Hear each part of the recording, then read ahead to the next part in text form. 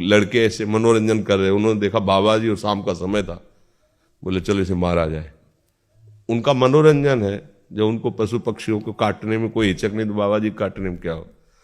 तो बुलाया और तो उन्होंने मन में सोच लिया कि अब हमारा हो सकता है आज अंतिम दिवस हो।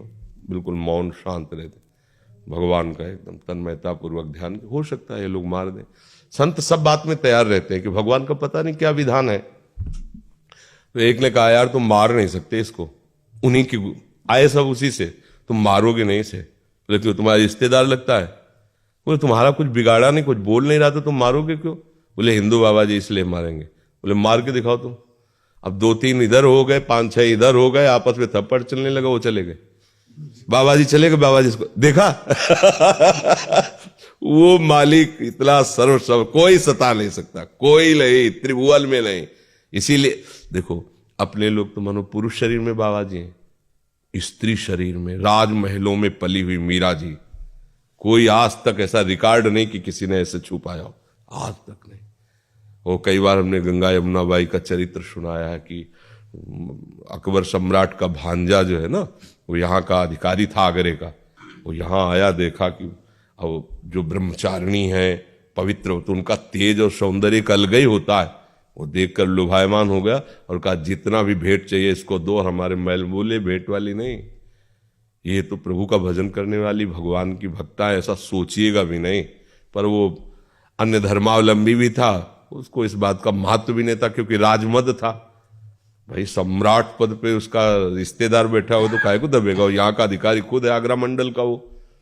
तो उसने 2 वैश्याओं को बुलाया और कहा किसी भी तरह इसको हमारे पास लाओ। बाई जी सीधी सादी थी, वो साधु बन करके आई, वो बातचीत ऐसे साजे से संत करते हैं, वो बहुत चतुर थी कैसे फंसाना है। 10-20 दिन लगातार आए और खूब भगवान की चर्चा सुनी, बड़ा ऐसा, और प्रणाम करके। और वो सरल हृदय, संत हृदय, विश्वास ही हमारा साधन है।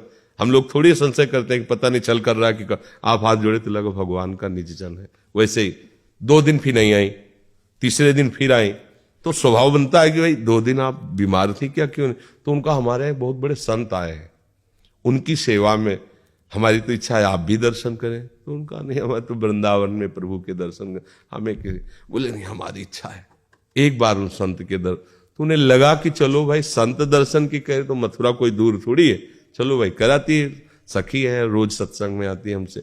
चली गई, जब वहां गई तो महल, तो उन्होंने सोचा संत है चाहे महल में रखो चाहे झोपड़ी, हो सकता है कि ऐसा।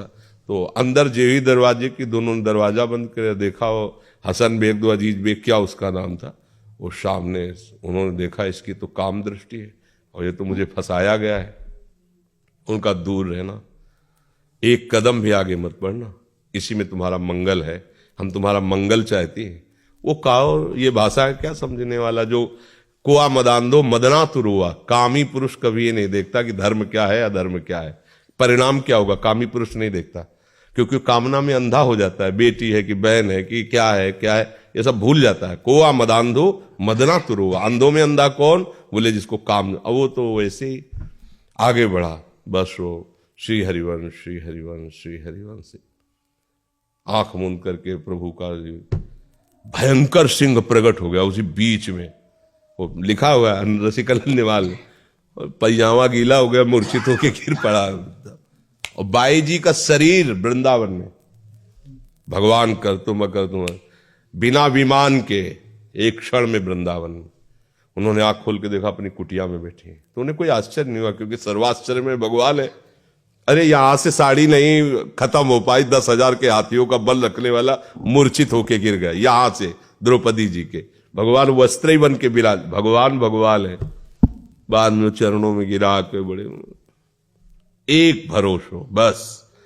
तो कोई फिर, और ऐसे तो कितना कितना दुख है, आप देखो ना कि पूरा जीवन शांति, ये सब भूत ही तो लगे। अरे सबसे बड़े भूत ये पंचभूत, 5 भूत इनको नहीं कहते, ये पंचभूत है, यही हमें सब काम, कोई है मंत्र तंत्र इन पंचभूतों से हटा दे।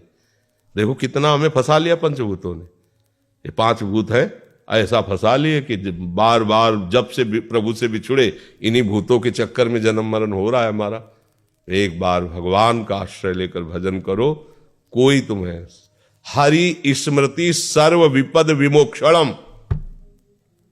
ये भगवान व्यास देव जी के वचन। हरि